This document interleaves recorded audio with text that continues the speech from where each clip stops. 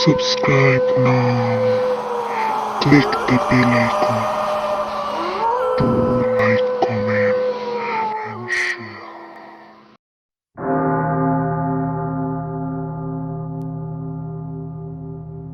Hello viewers, আমি লামিয়া আপনাদের স্বাগতম জানাচ্ছি লামিয়া স্টোরি ল্যান্ড চ্যানেলে।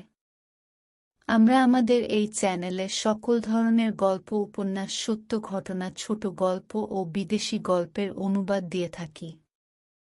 সকল গল্পগুলো আপনারা চ্যানেলের প্লেলিস্টে পেয়ে যাবেন। শ্রোতা বন্ধুরা, শুরু করছি এমি ক্রসের লেখা পোর্ট্রেট অফ সিস্টার এলসা। এর আগে আমরা এই ধারাবাহিক নভেলের যেখানে শেষ করেছিলাম, আজ তার পরবর্তী পর্ব থেকে শুরু হবে। গল্প শুরুর আগে নতুন অডিয়েন্সদের কাছে আমার রিকোয়েস্ট, যারা এখনও আমাদের পরিবারের সদস্য হননি তারা দয়া করে আমাদের চ্যানেলটিকে সাবস্ক্রাইব করে আমাদের পরিবারের সদস্য হয়ে যান। তো শ্রোতা বন্ধুরা, শুরু করছি portrait of sister Elsa. Father, চার্চের ঠান্ডা পাথুরে দেয়ালের গায়ে গায়ে ফিসফিস করে বলার শব্দটা ধাক্কা খেয়ে একটা প্রতিধ্বনি তুলতে লাগলো। আপনি ঠিক আছেন তো ফাদার? মুখ তুলে ফাদার জেরোম ফোর্ড দেখলেন জোসেফিন টাউনলে নামের কম বয়সী মেয়েটি দরজায় দাঁড়িয়ে। এতক্ষণ ফাদার নিজের চিন্তায় এতটাই আচ্ছন্ন ছিলেন যে কখন মেয়েটি দরজায় এসে দাঁড়িয়েছে টেরই পাননি। জোসেফিন আবার ভীতু ভীতু গলায় বলে উঠল, ফাদার, আমাদের মধ্যে কয়েকজন জানতে চাইছে এবার এই চার্চে কোনো সার্ভিস করা হবে কিনা। ফাদার ফোর্ড জবাবে গম্ভীর গলায় বললেন, গত কয়েক সপ্তাহ ধরে ঘটে চলা ঘটনাগুলোর প্রেক্ষিতে এই চার্চে আদৌ আর কোনো সার্ভিস করা হবে কিনা তাই নিয়ে তোমাদের মধ্যে দ্বিধাদ্বন্দ্ব থাকা স্বাভাবিক। আমি তো সার্ভিস করতে চাই, কিন্তু আমি চাই না তোমরা কেউ এখানে আসো। তোমরা কেউ এসো না এখানে। কিন্তু আমরা তো এতদিন ধরে চার্চের প্রত্যেকটা সার্ভিসে উপস্থিত থেকেছি ফাদার। বেকলেসফোর্ডের মানুষের কাছে চার্চ দরকার। তোমাকে কি আবার মনে করাতে হবে যে এই সেন্ট পিটার্স চার্চ এর আগে কত বছর ধরে পরিত্যক্ত অবস্থায় পড়েছিল? তাতে বেকলেসফোর্ডের মানুষের কি অসুবিধে হয়েছিল? ঈশ্বর আরাধনার জন্য তারা কাছে পিঠে গ্রামের চার্চে যেত, কেউ কেউ ক্রফোর্ডে গিয়েও প্রার্থনা করত। কিন্তু এই চার্চ বেকলেসফোর্ডের নিজস্ব চার্চ ফাদার। এখানে সার্ভিস হতে থাকলে আমাদের যেতে আসতে খুবই সুবিধে হয়। কিন্তু এখানে প্রার্থনা তো দূর, আমাদের মৃত পরিজনদের সমাধিস্থ করার অনুমতি পর্যন্ত নেই। সেই কাছে পিঠের গ্রামে যেতে হয়। এখানে সার্ভিস শুরু হলে আমাদের সব দিক থেকে সুবিধা হবে ফাদার। বলতে বলতে জোসেফিন এবার ফাদার ফোর্ডের পায়ের কাছে বসে করুণ মিনতি করতে লাগলো ফের তাদের এই চার্চে ধর্মীয় আচার অনুষ্ঠান শুরু করার জন্য। কিন্তু ফাদার ফোর্ড বললেন, আমি পারবো না, আর সম্ভব নয় এখানে কিছু। কেন ফাদার? কিছু বলতে গিয়েও থেমে গেলেন ফাদার। তার চোখ চলে গেল চার্চের প্রার্থনা গৃহের কর্নারের দিকে। সেখানে নজর যেতেই ফের সেই অস্বস্তিটা ফিরে এলো তার মধ্যে। এতক্ষণ ধরে তিনি ওই বিশেষ জায়গাটিকেই গভীরভাবে পরীক্ষা করছিলেন। নানা রকম পাথর চাপা দিয়ে জায়গাটা কোনো রকমে বন্ধ করে রাখা আছে। গভীরভাবে পরীক্ষা করার পর তিনি বুঝেছিলেন ওই জায়গাটিতেই কোনো একটা বিশেষ রহস্য লুকিয়ে আছে। কোনো একটা খারাপ কিছু, কোনো অশুভ কিছু ওখানেই সুপ্ত আছে। কিন্তু জোসেফিনের সামনে তিনি এ ব্যাপারে কিছু বলতে চাইলেন না। শুধু বললেন, আমি ঠিক তোমাকে কারণটা বোঝাতে পারবো না জোসেফিন, শুধু এটুকু বলতে পারি, তোমরা কেউ দয়া করে আর এসো না এখানে। এখানে যদি ফের সার্ভিস শুরু করতে যাই তো ভয়ঙ্কর অনর্থ ঘটবে। তাই ভালো তোমরা কাছে পিঠে চার্চে যাও প্রার্থনা করতে। এমনটা দয়া করে বলবেন না ফাদার। আহ, যাও এখান থেকে। একদম আর তোমাকে যেন না দেখি। কেউ এসো না এখানে। চলে যাও, যাও বলছি। কিন্তু ফাদার। আবার যাও বলছি। জোসেফিনের মুখের ওপর সজোরে বন্ধ হয়ে গেল চার্চের দরজা। প্রতি সপ্তাহে বেকলেসফোর্ডের বাসিন্দারা পালা করে চার্চের কাছে এসে ধর্ণা দিতে লাগল, ফের এখানে পবিত্র ধর্মীয় আচার অনুষ্ঠান চালু করার জন্য। আর তাদের প্রতিবার ফিরিয়ে দিতে ফাদার ফোর্ডেরও খারাপ লাগতো। মনের সঙ্গে প্রবল যুদ্ধ করতে হতো তাকে। কিন্তু তিনি এটা বুঝেছিলেন, এই চার্চে কোনো অশুভ সত্তা লুকিয়ে আছে, যার বহিঃপ্রকাশ কোনোভাবেই হওয়া উচিত নয়। একটা অশুভ সত্তা, একটা চরম অমঙ্গল যেন সব সময় এই পুরো চার্চটাকে প্রভাবিত করে রেখেছে। এখানে কোনো শুভ কাজ হওয়া উচিত নয়।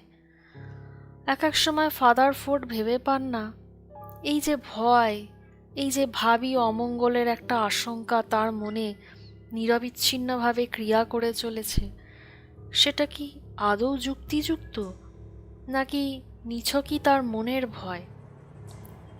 কিন্তু না, তাকে তো ভয় পেলে চলবে না, বরঞ্চ তিনি সবার মনের ভয় দূর করবেন, সবাইকে সুরক্ষিত রাখবেন। এরপর কয়েকদিন পর, সেদিন বেকলেসফোর্ডের বাসিন্দাদের চার্চের দিকে যেতে দেখে জেন তার দিদি জোসেফিনকে জিজ্ঞেস করল, ফাদার ফোর্ড কি ভেতরে আছেন? জোসেফিন বলল, আছেন। শুনেছি আজ এতদিন পর তিনি সারমনের আয়োজন করেছেন। চার্চের দরজার কাছে এসে সমবেত হয়েছে সবাই। জনৈক মহিলা বলে উঠলেন, যদি ফাদার আজ সারমনের আয়োজন করে থাকেন, তাহলে এভাবে আমরা বাইরে দাঁড়িয়ে কেন? আমাদের ভেতরে আসতে দিচ্ছেন না কেন ফাদার? বলতে বলতে মহিলাটি চার্চের ভেতরে উঁকি ঝুঁকি দিতে লাগলেন। অপর এক মহিলা বলল, এই ফাদার মনে হচ্ছে খুব ভয়ে আছেন।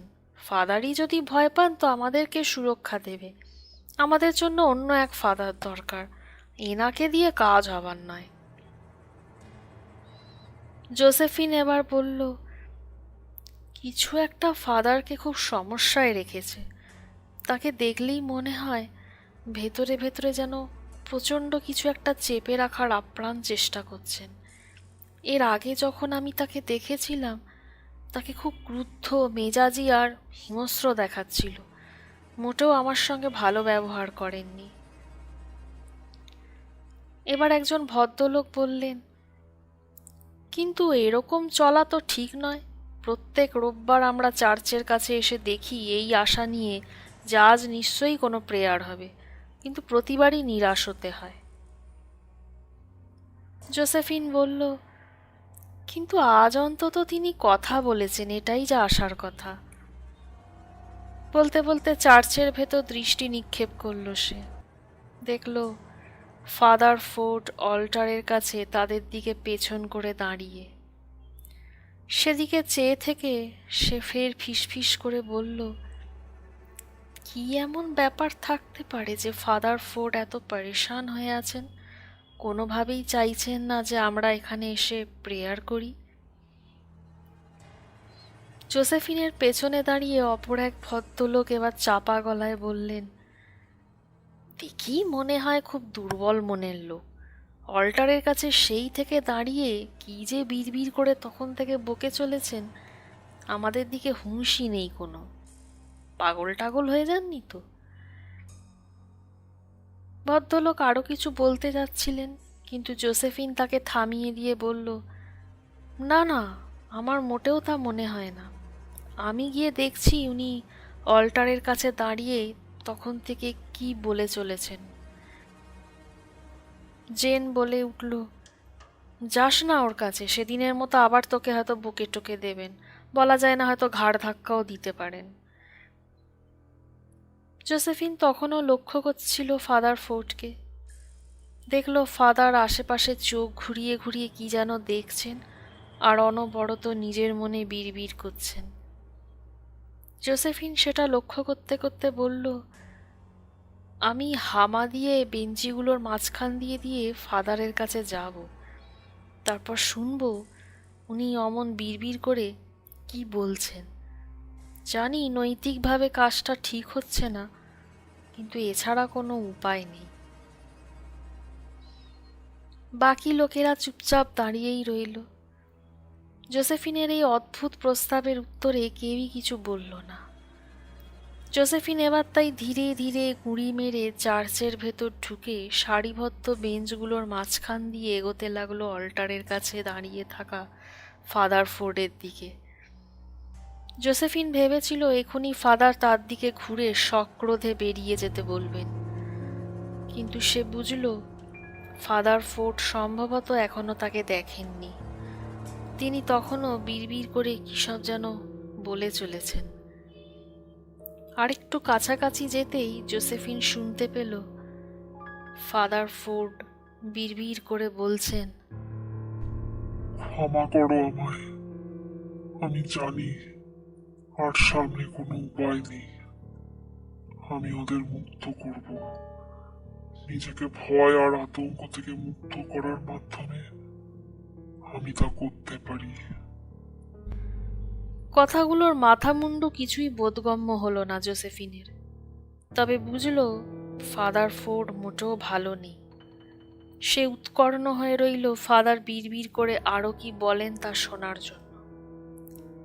এবার সে শুনল ফাদার ফোর্ড বলছেন, আমি জানি না এখানে আসার পর থেকে কি ধরনের এক উন্মাদনা আমার উপর ভর করতে চাইছে, কিন্তু বেশ বুঝতে পারি দিনকে দিন সেটা আরো গভীর থেকে গভীর হয়ে আমার আত্মাকে কবজা করে ফেলছে।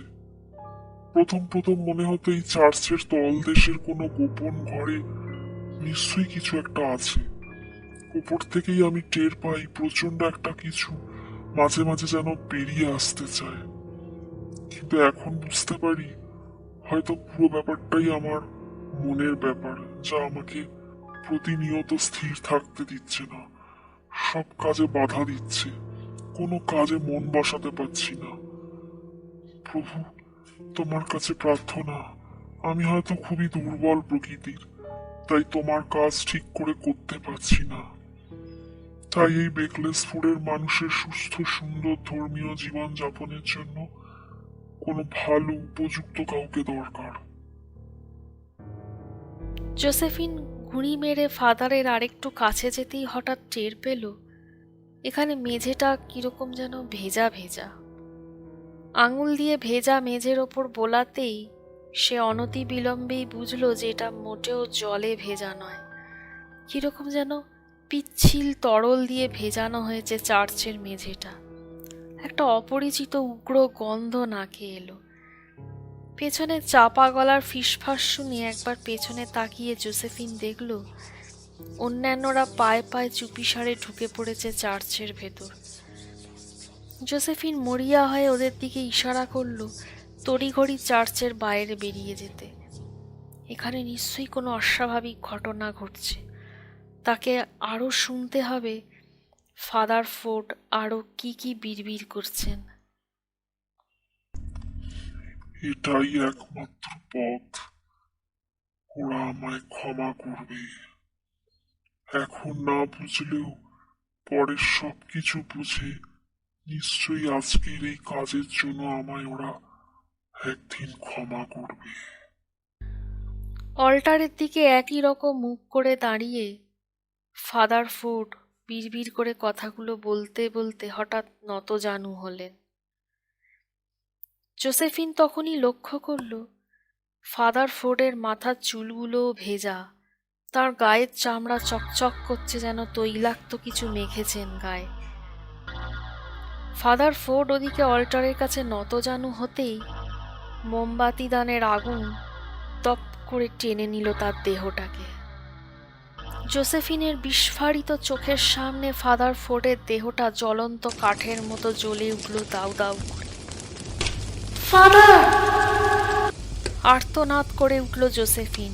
সে ছুটে গেল জ্বলন্ত ফাদার ফোর্ডকে হেল্প করতে, কিন্তু পরক্ষণেই সে টের পেল আগুন শুধু ফাদারকেই গ্রাস করেনি, পুরো চার্চটাকেই গ্রাস করে ফেলছে। পুরো মেঝে তেলে ভিজিয়ে রাখা আছে। আগুন দ্রুত পুরো মেঝেতে ছড়িয়ে পড়ে ইতিমধ্যে জোসেফিনের দেহকেও গ্রাস করে নিতে শুরু করেছে। জোসেফিন! চেঁচিয়ে উঠল জেন। দ্রুত ছুটে এলো বোনকে বাঁচাতে, কিন্তু আগুন তৎক্ষণাৎ তাকেও নিজের জঠরে পুড়ে নিল। জোসেফিন আর জেন দুজনেই পরিত্রাহী আর্তনাদ করতে লাগলো। দুজনেরই শরীর দাউ দাউ করে চলছে। সেই অবস্থাতেও তাদের কানে আসছে আরও অনেকের কান্না, আর্তনাদ। দুজনেরই ততক্ষণে মাংস খসে খসে পড়ছে শরীর থেকে। মাংস পুড়িয়ে আগুন এবার তাদের দেহের হাড় পর্যন্ত ধরে নিয়েছে। আর্তনাদ, চারিদিকে এখন শুধুই আর্তনাদ।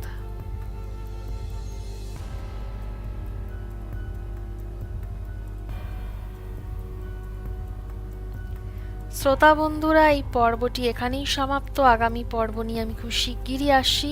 আপনাদের আমাদের চ্যানেল ভালো লাগলে দয়া করে আমাদের চ্যানেলটিকে সাবস্ক্রাইব করে আমাদের এগোতে সহায়তা করুন। ধন্যবাদ।